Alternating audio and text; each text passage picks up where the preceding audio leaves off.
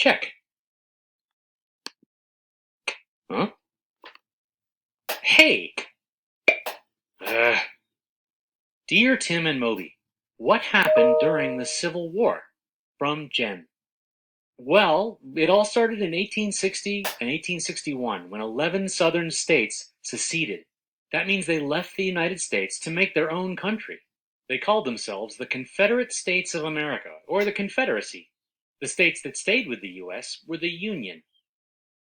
Abraham Lincoln was President of the United States at the time, and Jefferson Davis became President of the Confederacy.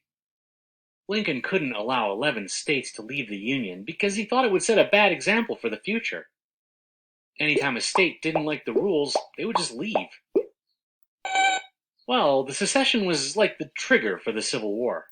The long-term cause was the disagreement between northern and southern states over slavery.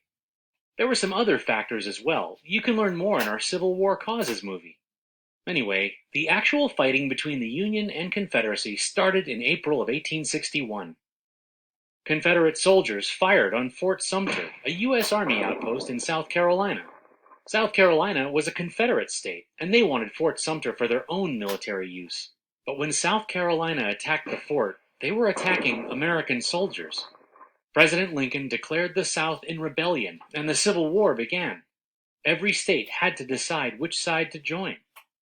Border states like Kentucky and Delaware were pro-slavery but anti-secession.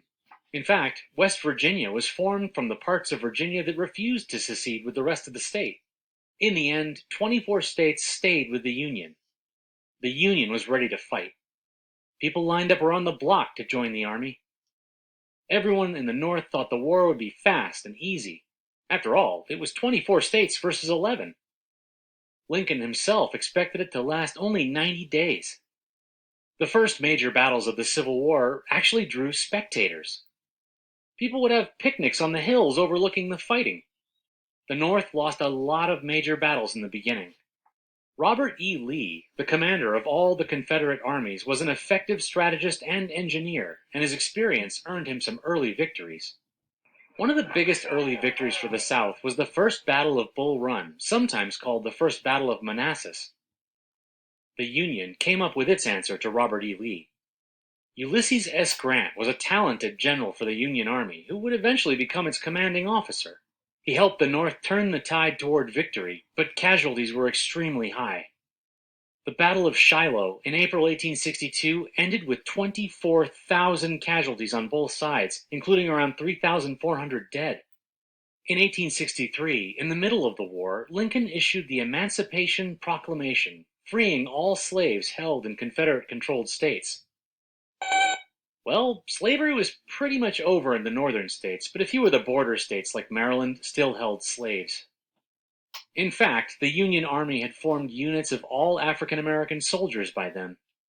Slavery was officially outlawed in all states in 1865 after the Civil War ended. The Battle of Gettysburg in the summer of 1863 was the turning point of the war. Gettysburg ended with a staggering 51,000 casualties, with about 6,700 people dead. President Lincoln visited the battlefield when it was all over and delivered his famous Gettysburg Address. In just a handful of sentences, Lincoln captured the nation's grief and its determination to endure. In November of 1864, Union General William Tecumseh Sherman made a famous march across Confederate Georgia from Atlanta to Savannah. In Sherman's march to the sea, the Union troops devastated the state by burning crops, killing livestock, and wrecking the local infrastructure. By 1865, the Confederacy was exhausted. It had lost a huge percentage of its young men, and its economy was destroyed. General Lee surrendered to Ulysses S. Grant at Appomattox Courthouse, Virginia, on April 9, 1865. The war was over. Only 5 days later, on April 14, 1865, President Lincoln was assassinated while watching a play in Washington, D.C. His killer was a man named John Wilkes Booth, a Maryland actor who was angry about the South's defeat. So, that's the Civil War. By the time it was over, between 600,000 and 700,000 people were dead, out of a total of about 3 million combatants. It was America's bloodiest war. By a lot. Yeah. By the way, that Union general, Ulysses S. Grant, he went on to become president in 1868. Okay, you can't just take my pieces off the board. Do you even know how to play?